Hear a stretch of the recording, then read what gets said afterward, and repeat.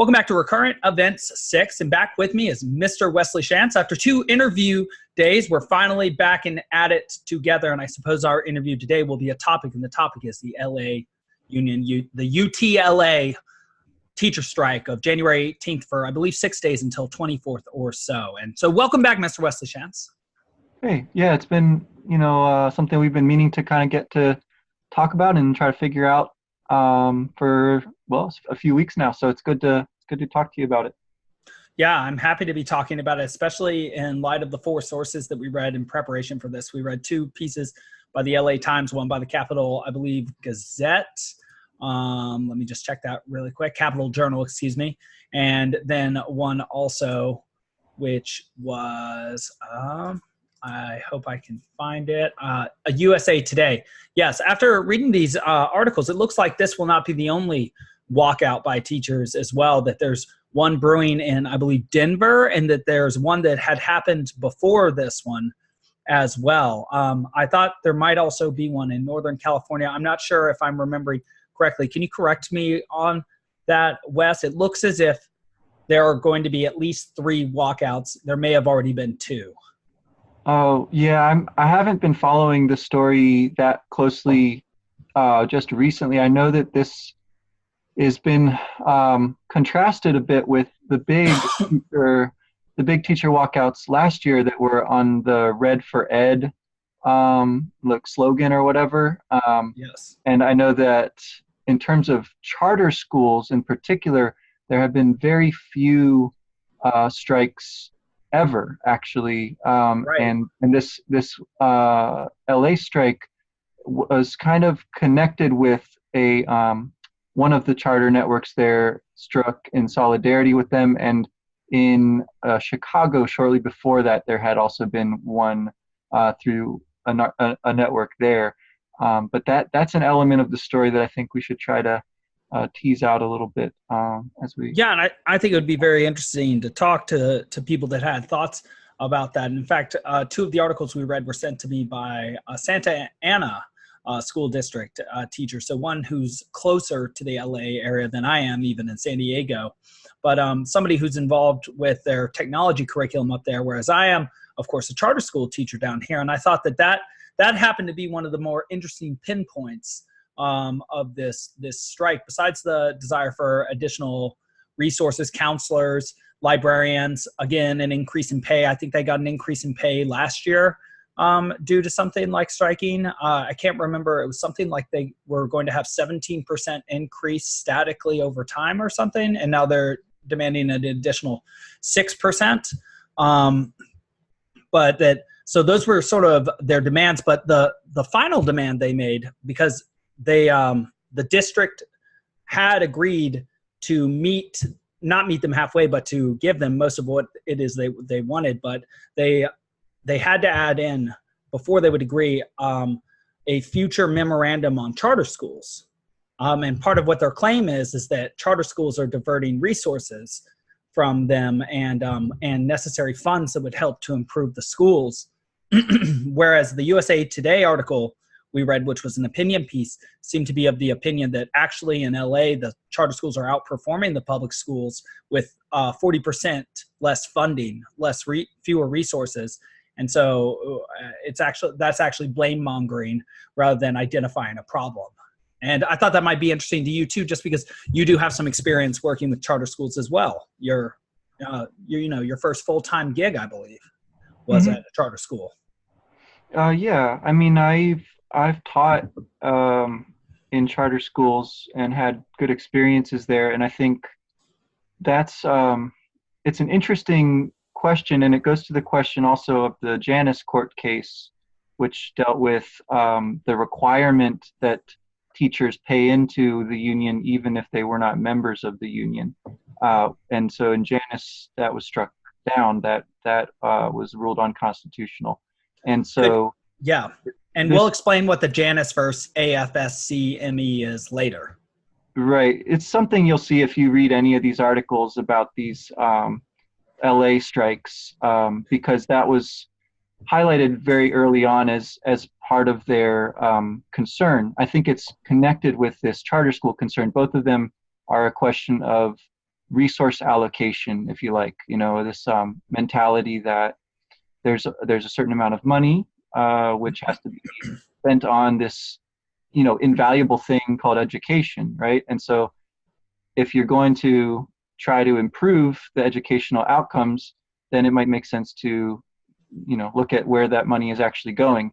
And so in both these cases, right, charter schools and the Janus decision, less of the money is going to traditional public schools and their union representatives, and instead are going to leaner and newer, more innovative, and less traditional models, basically, right? And these charter schools, as you say, the charter schools tend to, although not always, they tend to have better outcomes. So it's an interesting dilemma. Unless somebody say, well, of course the public schools will get worse if they have less funding. Come on, guys, you're supposed to be intellectuals.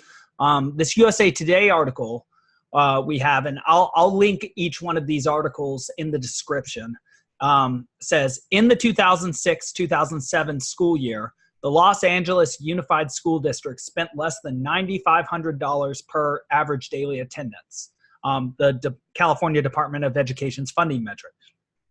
But a decade later, it spent more than $13,450, a 42% increase, far outpacing inflation. So they were given more money per student a decade later. Let's see if the outcomes increased, if there was a positive correlation between spending and outcomes in a traditional classroom. Despite the increased funding, LA students still lag behind their peers across the nation with proficiency rates of less than 25% in all subjects and all grades.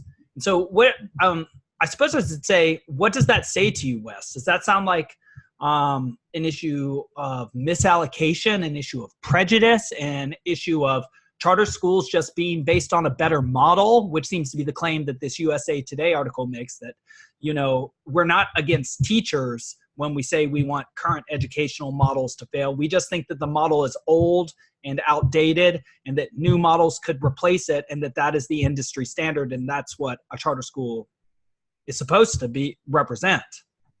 So I think it's important, to look at some of the language that's like in this discussion, and that article comes from, it's an opinion piece by CEO and founder of this Center for Education Reform, which is basically, it seems like if you look at their website, basically an organ that promotes charter schools. So I think we would have to look at that data more and see where they're getting those numbers and sort of how other maybe similarly oriented and oppositionally oriented nonprofits and lobbyists are talking about this, because I think a lot of this has to do with the kind of narrative that you're trying to frame around it, like anything, right? So if you talk about it in terms of charter schools and what they can offer, then you're going to have one kind of discussion, because if these numbers hold up, then I'm inclined to trust that they do based on my experience, although it's limited. Then obviously that seems like the better way to go. To promote charter schools, innovation, better outcomes for students is obviously what we want. However, if you frame the narrative in terms of a broader inequality or social, institutional problem, right? To do with the power of working people, to do with race and poverty and issues like that, then you're going to have a very different discussion. And although outcomes and data are going to enter into that discussion, they're going to be used in a really different way, and they're going to be talked about and framed in a really different way.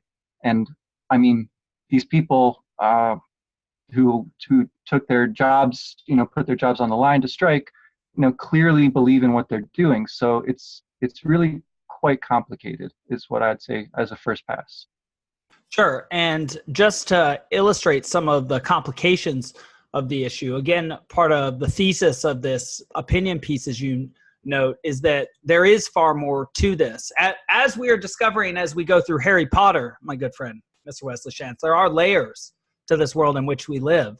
And the claim of this author seems to be that because of this Janus decision versus the American Federation of State, County, and Municipal Employees, and because of the reduction of union power, I think only just a year ago, it was decided June 27th, 2018, so not even a year ago. Basically what was decided was that people who worked in union-dominated industries, instead of having to have paid into the union at a reduced rate, and I forget what the term for that reduced rate is because I just learned it, which had been decided in this case by precedent called Abood versus Detroit Board of Education in, I think, 1977. We can look that up quite a while ago. Well, in this most recent decision, just a few months ago, 6 months ago, it was decided that a person would no longer have to pay into a union or union fees if one did not work for that union, because that would be an infringement on their First Amendment right, because they would be required to pay into something they didn't believe in, which would be effectively sort of like, taxation without representation, which is what America is founded on. And that part of what this strike is about, because the union is, of course, the most powerful advocacy arm that exists in California by the numbers and by total wealth. And we can pull up those numbers as well, that there are some people in power. And so part of the claim of a union is that it represents the working class. And part of the original use for unions was helping factory conditions in the late 19th or late 20th century. And we can probably do an episode on that, an informational episode on that if we want. But a claim that seems to be being brought to light here is that, like there are now career politicians, there are now career union officials, and they're in the union in having acquired power. And this is a Dante point about both the Catholic Church and the bankers of Florence, which I've heard recently is still sort of true. There are 5 or 6 major families that have been ruling for the last 500 years. That now that the union has so much power, it might less care about students and those who are historically impoverished or have had unequal access to rights or resources, or in this case, privileges. You can see the concept creep there, I think. But that now the union more cares about its own benefits, and that it might be striving back towards power. And that it might even use the argument that if it were to acquire the power that it once had, it could do more good. But that is certainly a different argument from they are doing this solely for the good of their students. Though they do make some explicit claims about wanting additional resources for their students, librarians, I think counselors, nurses, as well as smaller class sizes. Yeah, and those are pretty concrete things, which if you look at, trying to teach a class of 20 kids versus trying to teach a class of 40 kids, there's no comparison, right? Like, you want to have smaller classes, and you want to have kids be able to go to the nurse or the counselor if they're having something happening, like a health problem, a psychological problem, or a social problem that's not really within the teacher's purview to handle in the classroom setting. Like, you want to have a place for that within the schools. And so right. if that's the demand, then that's one thing. But if it's wrapped together with, as you say, the unions feeling threatened by court cases that are chipping away at their established control, their funds, or at looking at this kind of groundswell of charter school organizations which are outperforming and spending less, then that's sort of a really different thing. And if you bind those things together, so those benefits for students, those smaller classes, those resources within the building like nurses and counselors, you bind that together with the other thing, which is in theory separable, right? But it can be extremely effective to do that, to kind of mobilize your teachers and even the students who when they're quoted, they seem to support what their teachers are doing. Now, I don't know that again, if you talked to individual teachers, that you'd be able to sort of disentangle those two sides of the question. That's possible. But and we'll also have to see what actually does happen with the charter schools in LA. They currently serve something like a fifth to a fourth of the students there. So if they do decide to put a moratorium on that, that doesn't, I don't think that is quite the same thing as them improving their actual ability to teach the kids who are not in those schools, right? Like, and Right. to offer those kids the same kinds of educational content and like processes that seem to be working in those schools. Right. And just to go into just for a second, because one of the articles from the LA Times, I believe yesterday, and I'm not sure if you remember what the proposition was exactly, but there was a proposition 2 or 3 decades ago that was put down in LA that made it so that the property tax rates of businesses would go up at a static rate, a steady rate, like a fixed 2% rate, rather than in conjunction with either inflation or the market. So if, say, the business started producing 100 times better income, rather than getting a consistent 20 or 15% of that, they would only get the 2 additional percent. So businesses could make exorbitant amounts of money. That's sort of the public sort of liberal perspective on the idea. And so part of what these schools have wanted to do is to use either this $21 billion resource that the state has. So they want to take money from the state. And remember that the state is a different political entity with a different, managing and pecuniary branches, fiscal branches, than the county or the district level. And they want to take money from this surplus and allocate it into their state and, into their district potentially. But the other idea they have is to overturn this proposition. And I don't know. Do you remember what the number of this proposition was? I feel like it was like 21 or something, but I don't want to misquote it on the air. Do you recall the one I'm talking about, right? I think it was in the first article that we read. I can again put that in the description. But in any case, part of how schools are funded is from the property tax of their local district. So if you are a poor district, and in a poor district, you either own own land that doesn't cost much, or you live more likely in possibly rent-controlled land that is low cost and low rent. Because of that, well, there's just less money coming into the schools, less money for everything, right? And the buildings, the facilities, management, security, the teachers, and so you're either going to find teachers from that direct area, generally speaking, because they're the sorts of people that can afford to live in that area and work at that sort of job, or with a young talented teacher, a place that has fewer resources to offer, they're going to look for additional resource, places that can offer them more. And so we sometimes interpret that as creating an inequality. But what I think I want to try and pinpoint here is that where the inequality comes from isn't some systemic prejudice so much as the poverty of the area surrounding the school. That it simply, because of how it's funded, it simply has less. It's sort of like if I have $5 and you have $10, I can only buy $5 worth of things. And so essentially what's being asked for by these lower income schools, which are underperforming, are sort of, bailouts, as it were. They're asking for charity, right? They need more money, or at least the theory is if they are given more money, and we're seeing that there's no direct correlation here, they will do better. But I suppose just to add a correlate to this is, and I'm not sure exactly how to ask this right, but we have seen the funds mismanaged, at least over the last 10 years, from 2006, 2007 to the most recent time.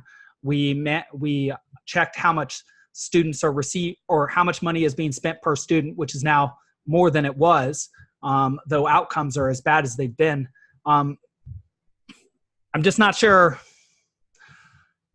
I think there's a problem. I don't think we're identifying the correct solution. Might be the broadest way to say it.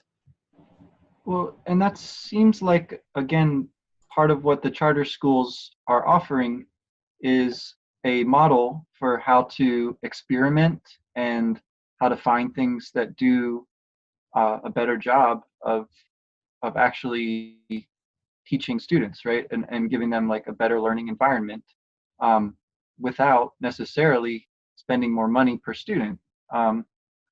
It might also mean that the teachers who work at those schools are working more hours, are picking up more extra kinds of tasks, and potentially those teachers are not even getting paid as much as union represented teachers within the public schools.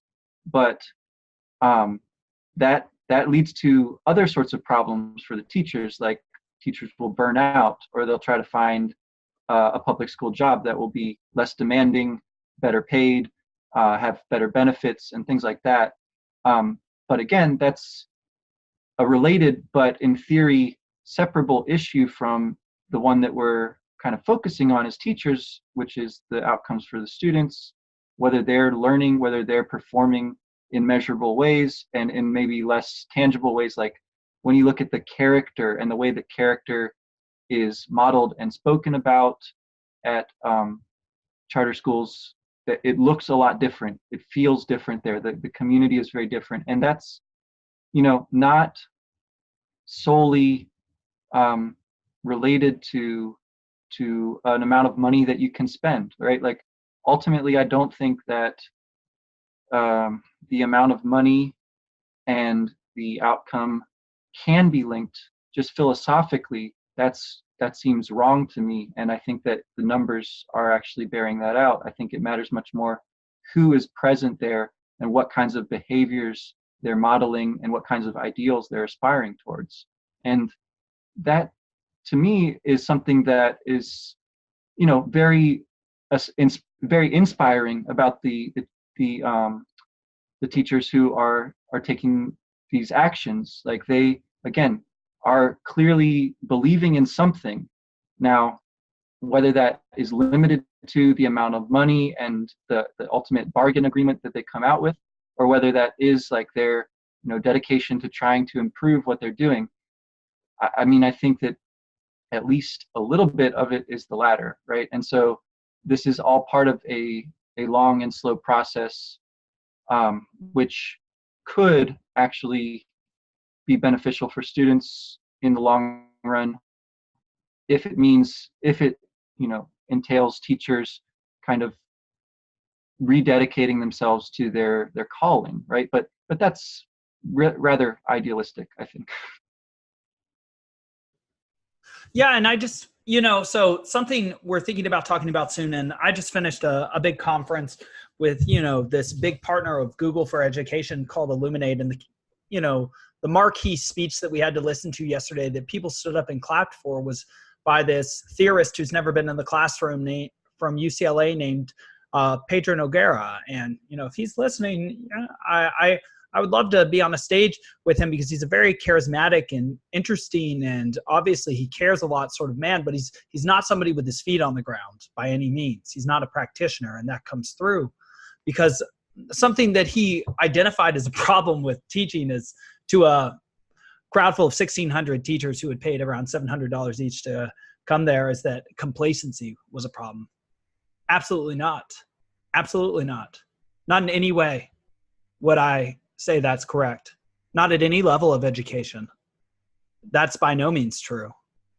And that's borne out completely by what you say about charter school teachers. Why would they accept less money and work harder? Often in populations of people that are not their own. You worked in Arizona. You're from Washington, D.C., Baltimore area. I work in Escondido. I'm from Atlanta. Why would we do this sort of thing if complacency were the problem? It's absolutely not. And so just, something I encourage people who are in education and technology to think about is the problem is not the people that are trying to solve the problem by any means. And there are a lot of very talented and good people. The problem is not identifying the appropriate solution to the problem. And I would say I saw quite a bit of that. At this technology conference. There are a lot of people trying to solve problems that don't exist without solving the problems that certainly do. And a lot of good people could be used in a lot better ways. And perhaps that's what part of the strike is about. Perhaps they're not able to put their finger on the issue, and that's the problem. Yeah, and yeah, that is it's an interesting. I think there's an interesting kind of parallel there, to a larger sense of I don't know how closely they're related, but the sense that institutions are not functioning as well as the people who make them up, right? Who do believe in what they're doing.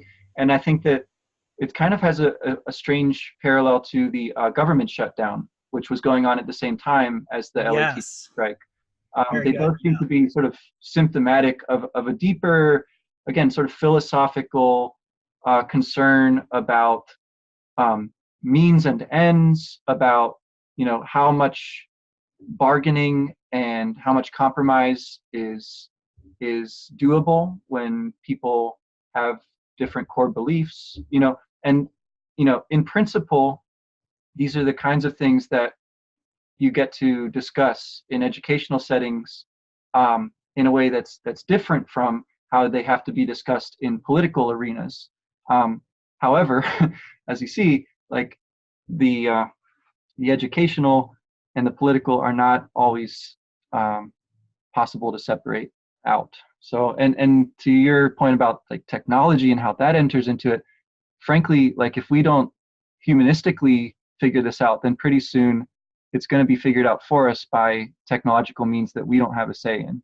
So that's right. And the technology, I mean, as much as people claim, and this was a data conference, and as everybody knows, I like neuroscience and I like data. Something they were saying is data is not magic. You have to ask the right questions. And so what I would say is we have to have the courage to ask the right questions, because we've been dancing from prejudice to prejudice. And now we've become so scared of seeming prejudiced and of being blackballed for asking, a touchy question, that I think we're losing our integrity as scientists, and we're losing our integrity as educators, because we're, again, just like a doctor, if there's a cancer, they have to figure out where it's coming from. Same with educators. If there's a problem, then we need to figure out where it's coming from and do our best to fix it, and to whatever extent we can. But I think also we need to remember, like the doctor, that the first dictum of education, as well as of being a physician, is, do no harm. And I think that's something we need to be very careful about, because now we are realizing just how complex a system it is within which we work. Like, we don't even understand ourselves. How can we understand, a complex 350 million person democracy? It's like, it's impossible. So what we need to do is work very hard and be very careful, I think. Well, yeah. And I think a big part of the discussion is, again, how you approach setting the problem, right? Setting out the problem as something small scale, something that's within the reach of individuals and individual schools is one level to talk about it. And to talk about it at the district, the state, the national level is a totally different way to talk about it. To talk about it in terms of teachers being hardworking versus complacent is totally different than talking about it in terms of unions and their sort of existential problem with charter schools, right? Like those are really, really different things. I think, that courage would entail sort of like pointing that out and saying, okay, so like if we want to make this a better school for kids to learn in, what do we need to do? Do we need to hire some nurses and counselors? Okay, how can we do that, right? Like, we don't need to put a moratorium on charter schools in order to hire some nurses and counselors. That just is two totally different things. So you don't need to punish your sister to race better next week. Something that it looks like is going on in Virginia and Oakland, they're also kind of jumping on the strike bandwagon right now. There's a comment in the one about Virginia that one of the last straws, it says, was the state. It says, Weingarten said that the last straw for many Virginia educators was seeing how readily lawmakers were able to come up with a, quote, bountiful set of tax breaks, end quote, for Amazon to open its HQ2 in the state. If the state can competitively invest in business development, the teachers say, it should be able to invest in its schools and teachers. Okay, I want to pause. Oh, yeah. sorry. I just want to pause on that just because I want to explain this thinking, because I don't think most people have this fully explained. The idea behind that would be that if you bring in Amazon and then you bring in high-skill employees who have to work there, those high-skill employees will drive up property rates by building more expensive homes and buying more expensive homes, which will then produce more property tax, which will then lead to better resources for schools. Now, I think this is very similar to what people call Reagan's trickle-down economics. I'm not actually trying to support, but I think people give that line of reasoning a bad rap. Whereas, again, we did note that precisely one of the problems in LA is the lack of property tax, leading to lack of funding and resources with those schools. If there is then an opportunity to bring property taxes up in your area, that will prima facie lead to better schools. And so that's why it's good to get industry into an area. Whereas it seems as if so-called corporations are receiving benefits there. Corporations are made up of their employees, who are people who are local to the area, who then can purchase goods in the area, which enrich it, I just wanted to explain that argument. Because growing up, I did not hear that argument ever, so I didn't understand it. Well, yeah, I'm just quoting from an article on theintercept.com by Rachel Cohen. It's from a couple of days ago now, called Coming Off LA Strike Victory, a New Wave of Teacher Protests Take Hold. So, yeah, so that's in one of the first paragraphs. So it's just like, I think I'm trying to point out the decision-making process that is sketched out there is one of resentment against a tax break for Amazon being the last straw, right? That's like what pushes you. And so you're acting on an impulse, which is, grounded in something about education, but the thing that pushes you into political action is not about education at all. Or as you described, if you actually analyze what it was, you would see that it would be actually beneficial for the educational outcomes if those are actually connected with the amounts of money that go into schools. Which, that's like, right. A journalist like Jonathan Kozol, who studied a lot of schools, I think makes the case pretty powerfully that although more money doesn't necessarily mean better outcomes, having really poor schools does pretty much definitely mean you're going to have poor outcomes, right? So his books are ones I'd recommend for people to look at as well. Well, that's very powerful because your claim seems to mirror the claim Dante makes about invidiousness or blindness, which is literally what it means in invideo in Latin, which is why those who are blind of the second terrace of purgatory are envious, or those who are envious are blind. And in fact, it's considered one of the foundations of all sin to hate that which your brother has. It's the specific sin of Cain. And so it seems as if what you are potentially outlining or observing from this narrative perspective is that these teachers, these educators, these unions are not necessarily as pure of heart as we might think. With all the information that we've gathered here together, if one wants to paint a full picture, that yes, there are some tangibles that they want for their students that seem to be sort of perennial issues, but there does seem to be a sort of willful blindness to stoke the flames of resentment and to want that which one's brother has, that one's brother has earned. Is that something that you are at least keeping the door open to observing? I wouldn't use quite that kind of rhetoric about it, but yeah, I mean, that's in the back of my mind for sure, because this is the kinds of things that we talk about, right? I wanted to throw out one other author who has written a lot about unions in particular, and that's Studs Terkel. He's one of my favorites. He's a great interviewer. and it has a ton of books of transcriptions of condensed forms of his talks with people from all walks of life. And so, a lot of them have to do with kind of the narrative of unions, where unions came from in America and where they kind of have tended in the more recent generation to have gone. But he passed away about a decade ago now, so he didn't live to see this new kind of wave of activism. Yeah, and that's so interesting. My father has given me at least one book by Studs Terkel, and so it's interesting to see that perhaps it's time to get reading on that. And I'll make sure to include the links, or at least the titles, because Mark sent me 2 of these articles via Word. So if I don't have the link, I'll at least have the title so that it can be looked up, or I'll just find where it is online and put it on there, because I do want to resource this correctly. I would like to also put up the appropriate title for the proposition that I was mentioning that placed the fixed rates on property tax increase in LA, to make sure that I got that correct. Because part of what we do here, besides try and connect the dots, is make damn sure we get the dots right. And, because what's the point? If we're playing outside the lines, we're not playing tennis, right, Wes? Yeah, there's lots of fun games that we are playing here, but we want to try to make it as fair as possible, I guess. Right. I think that's exactly what we're trying to do. I mean, in a way, we're like new journalists, and obviously, there are lots of talented journalists who far more deserve that title than we do as podcasters. But I do also think we have our feet on the ground and our eyes open, and we're, speaking, and I think we're cutting through.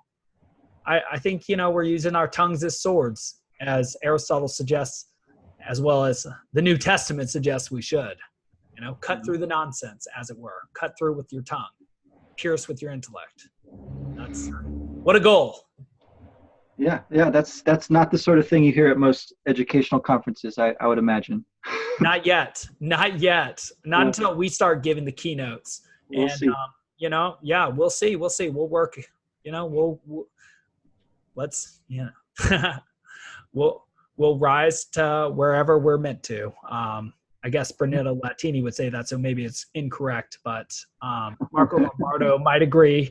My Dantists in the audience understand what I'm talking about here, and maybe Cacciaguida as well. All 3 canticles, all 3 perspectives on fate. In any case, I didn't know we were fated to talk so much about Dante when we were going to talk about an LA union teacher strike. But I would end this with a note that I think is so interesting that charter school solidarity happened. Like, there were some people from charter schools who supported the LA union, who, when one of the